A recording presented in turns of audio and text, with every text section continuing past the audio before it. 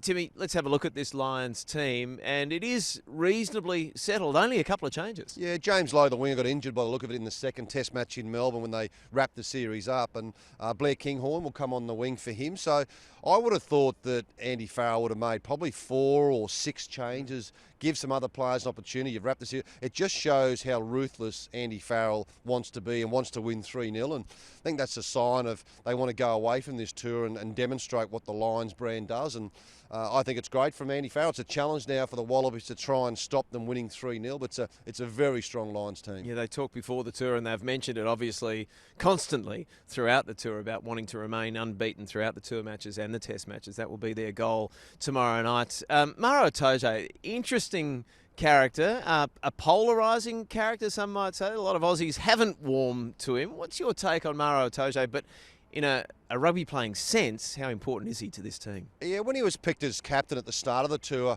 I thought there might have been 1 or 2 other players that Andy Farrell might have selected as captain, but I think he's really grown in his leadership with the Lions, and I quite like his attitude, the way he got in the front of Harry Wilson last week, and that's what you want as a leader, and I think he's done a wonderful job. And obviously important for him at the test match tomorrow night is to make sure they go 3-0 undefeated tour for the Lions if that happens. So I like his leadership. I like the way he's very calm, he's very measured, and he takes his time. When they kick for a line out, they take their time. When they want to go for touch or they want to take 3 points, they make sure that everyone understands what they want to do. Yeah, calm and measured, but a huge presence for his team. Owen Farrell, you would have to think that it's going to be the last time we see him on Australian soil. Unless England are coming out in the next couple of years and he gets selected for England, yeah, you'd think the last time we've seen him. And what a player he's been for England, but also for the British and Irish Lions, his 4th Lions tour, and of course his father coaching here as well. What a swan song that would be for Owen to be able to go out, get a chance to go out undefeated tour. And I just think what he's done off the field as well, he does a lot of charity work. He's now going back to play for his old club Saracens. So he's probably got a couple more seasons left in him, but what a moment for him, for fans in Australia, to see him probably for the last time on Australian soil. What a moment.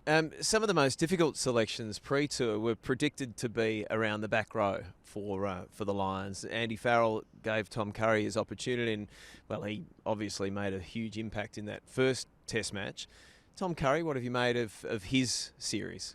He's been outstanding, probably one of the top 3 players for the Lions in the series, and I think this is his 6th Lions test match in a row now. So he played, of course, 4 years ago, 3 in a row, and that's why I would say Andy Farrell selected him to, you've earned your spot, you've earned the right to play 6 test matches in a row, and it's a wonderful back row. And you look at Tadhg Beirne, how good he's been in this test series, and I think out now, if he plays well here tomorrow night, he'll be the player of the series. He's a wonderful player, and the way that he carried the ball, the way he's got this Lions team on the front foot, he's given so much quick ball to Jamison Gibson Park in the back line. Yeah, that was an immense performance. Tadhg Beirne set the tone for the Lions in the first test in Brisbane, tackled the house down. He was immovable. He's on a lot of people's agenda, I think, for that Player of the Series medal. Yeah, and what he's done, you say that first test match, I think it was 24 or 25 tackles and about 20 carries, and the second test match, he went to another level. So, and that's what you want from a number 6, and this will be his last Lions tour. He's obviously getting a bit long in the tooth now, but he's still fit and he's still strong, and I just think that the go forward they get from the back row from the Lions allows their back line with a bit more space and a bit more time. As you mentioned a little earlier in the captain's run, this place tomorrow night, it's going to be absolutely heaving. It might even be a little bit wetter than it is now, and it's starting to rain reasonably heavily now. How does it play out, Tim? The Lions will be so hungry to win this 3rd one in a row. Clean sweep the series, clean sweep the tour. So much at stake, though, for the Wallabies. How does it play out? Well, I think for the Wallabies, they need Taniela Tupou, they need Will Skelton, they need Tom Hooper, they need some big carriers like they had early in the second test match in Melbourne. And then they need Nick White. What an opportunity for Nick White to go out a winner in the gold jersey. So they need Nick White, box kicks, needs a kick long.